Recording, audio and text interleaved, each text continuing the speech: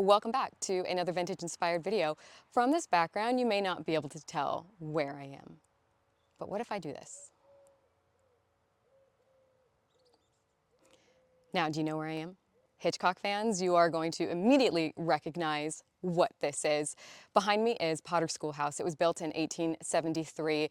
In December of 1961, it was condemned and sold at auction to the highest bidder. The following year, in March of 1962, along came Alfred Hitchcock, and he filmed the birds, forever making this a very famous building to visit. And what we're going to do today is explore Bodega and Bodega Bay and check out some of the filming locations to the birds. And to be honest, there's not a whole lot left. The passage of time, there were fires, things were facades, but there's still some classic film history to be had, and we're going to go and check it out. It's here in Union Square where we first see Tippie Hedren as Melanie Daniels crossing this street to go into the pet store. That statue in the distance is the Goddess of Victory atop the Dewey Monument, and it has been there since 1903. And it can be clearly seen in the shot. When she turns the corner and goes behind the San Francisco sign, the next shot we get is on a soundstage of her entering the pet store. And of course we get Hitchcock's cameo.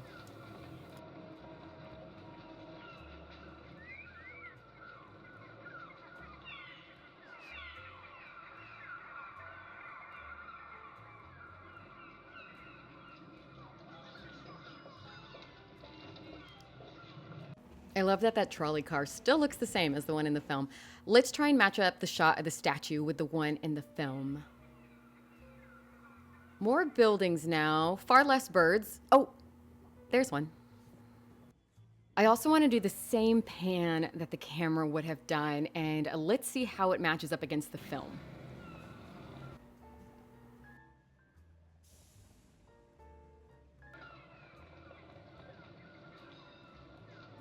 And right there is where it would have cut. And here is what the real view is. No pet shop.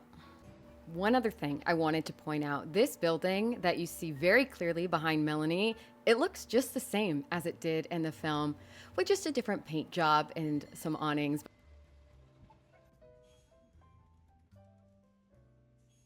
We're back now at Potter Schoolhouse, or Bodega Bay School in the film, though this area is Bodega. We will be headed to Bodega Bay next. Here is some more info about the building you can pause to read. This door right here is where Melanie would have run in once the birds landed on the playground behind her. Looks a little bit different today.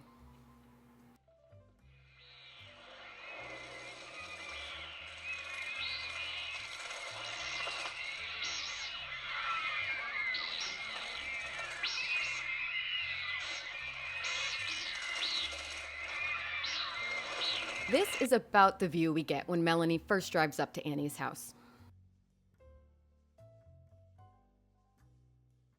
This is where Annie's house would have been, though it didn't actually exist. It was a facade built just for the film, though there is a house back there. You can see it glowing in the sunlight.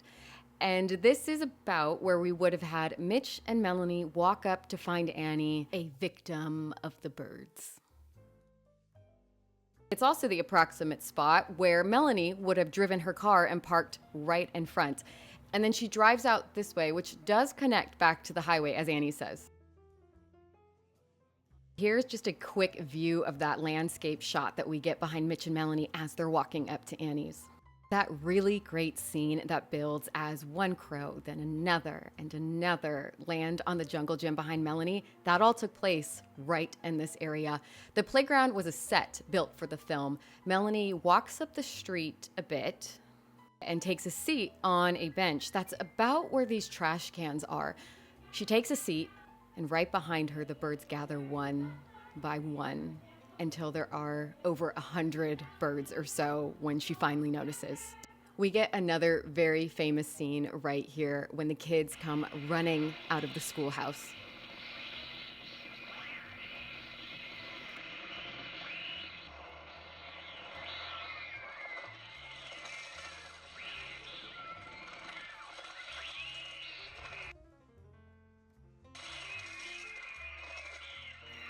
And you may notice that this view here is not the same as the one in the film, and that is because for those shots looking north, a different street view and Bodega Bay was used, and we're gonna go there next. You see that building on the left? It has a very distinct frame shape, and you can see that in the shot of Mitch and Melanie running up to Annie's house, and it still has that same shape today, and it looks like they've been doing some foundation work to this building.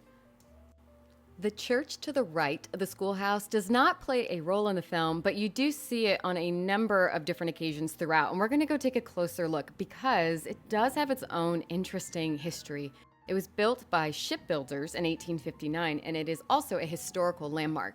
And in 1953, Ansel Adams made it the subject of one of his photographs. You can see a photo here of Tippie Hedren and Hitchcock during filming, and right there is that Ansel Adams photo I was talking about. And since we're here, let's walk down the driveway and get that same view that Ansel Adams would have had. Now, let's go take the drive Melanie took into Bodega Bay.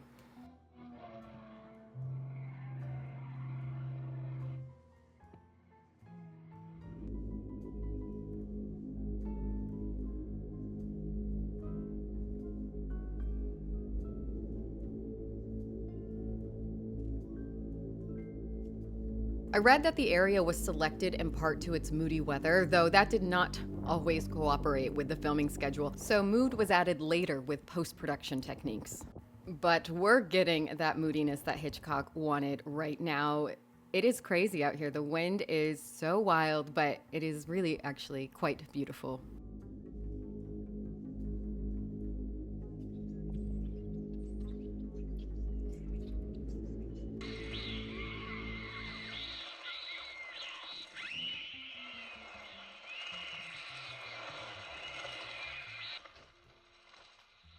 We're now at Taylor Street, where we get that shot with the water and the kids running from the schoolhouse. So pretend the schoolhouse is up this street. We'd see the kids running towards where I'm standing. The camera cuts to the backs of the kids and we get this view. This shot appears to be a compilation of various techniques like matte paintings and process shots, but this would have been the street they used to varying degrees. I met a woman when I was over at Potter's Schoolhouse who told me her friend was one of the girls in the scene, the one with the pigtails and the red top. I had read the shot with the kids running was partially done at Universal Studios with the kids on treadmill, so I asked her if her friend ever mentioned that, and she said she hadn't, and so she didn't think it was true. So make of that what you will. These birds faked me out. At first I was like, oh, I'm gonna film them, and then I realized they're not moving. Yep, they're imposters. This is the back deck of the visitor center, and from here, we'd get a really great view across the bay if it wasn't overcast, but this would have been closer to the type of weather Hitchcock was wanting. I can't say with 100% certainty, but from what I saw, these posts here are the remnants of the dock that was used in the film, which burned in a fire back in the late 60s, 70s. But if we could see the mountains from this view, it would line up with the shot of Melanie taking the boat over to Mitch's. This little jetty of rocks I saw was also part of that dock. And right there is the Tides restaurant, not the original one from the film, but we're still gonna go and check that out. According to the Bodega Bay website, the gas station set would have been built around this area, which is near the original location of the Tides restaurant, but the actual fire was lit at Universal Studios.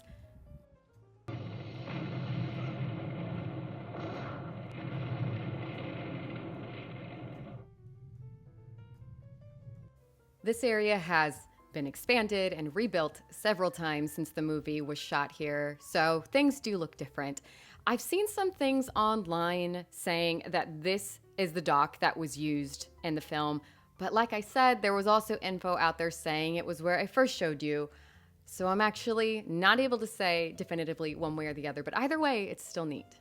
Mitch Zenkich was the owner of the Tides restaurant at the time of filming, and he had Hitchcock agree to 3 stipulations before he allowed him to film in the restaurant. The town in the movie had to be called Bodega Bay, the male lead would be named Mitch, and Zenkich would have a speaking part in the film, and you can see him when he asks Mitch what happened after Melanie gets hit by that first seagull. So this Tides restaurant has a little bit of a different feel. It's less of that small diner and now a modern building with a restaurant, a market, and a gift shop, but it does have a nod to its history and the birds. Here is a little replica of the facade of the original Tides restaurant, complete with the film playing and some film memorabilia. And of course, it would not be complete without some terrorizing birds. We're now across the bay from the visitor center, where Melanie took the boat over to Mitch's. The dock was built for the film for Melanie to land on when she got over there. Unfortunately, with the overcast sky, we don't get the view, but here's what it would have looked like in the film. And you'll notice you can see the schoolhouse and the church. But that was movie magic. Those are miles away and are not actually visible from here. So what you're seeing is a matte painting which includes those to make it seem like they all were in the same area. I'm going to be honest with you. I was a little confused, since in the film, the water seems much closer to Mitch's house than where my research says the house actually was, which would be here, across the highway. I read it stood in this location at what is now the site for the UC Davis Marine Laboratory dorm rooms. According to the Bodega Bay website, the Brenner home was built on the Gaffney Ranch land that had occupied Bodega for nearly 100 years. We first see it when Melanie delivers the lovebirds there. The crew did a complete overhaul to the site, adding new facades and outbuildings and landscaping. It all eventually burned down or was demolished, or both. I read both things, in the late 1960s. But what does remain in this area are the cedar trees that you can see in front of Mitch's house. Hitchcock said there were 371 trick shots in this film, and technically the most difficult one he had ever made. He never raised the point, can it be done, when planning the film. He said any technician would have said it was impossible. So he went into it with this attitude of, this is what we're gonna do, and I really admire that. Last stop on our tour is the Fawcett Farm. I think the most recognizable thing here is that cluster of trees on the left side. Here's where Lydia goes to check on Mr. Fawcett and finds him a victim of the birds. Fun behind the scenes fact, Hitchcock had the road watered down for Lydia's entrance because he didn't want the dirt flying up when she was coming in. He wanted that effect when she was leaving, which I think is a nice contrast to show the frantic urgency at which she flees. The house Mr. Fawcett was found in is gone. It's been replaced by a different house, but you can still see the slope of that barn down the road. It's still there, and if you look really closely, you can see the smaller building that was right in front of the barn that Lydia pulls up in front of. The last climactic scene took 32 different pieces of film. They had to break the shot into thirds because they didn't have enough birds, so they would put the birds in one section, film, next section, film, and so on. The sky was a piece of film, the barn was its own piece of film as they drive away, and it was all put together for the final effect in post-production.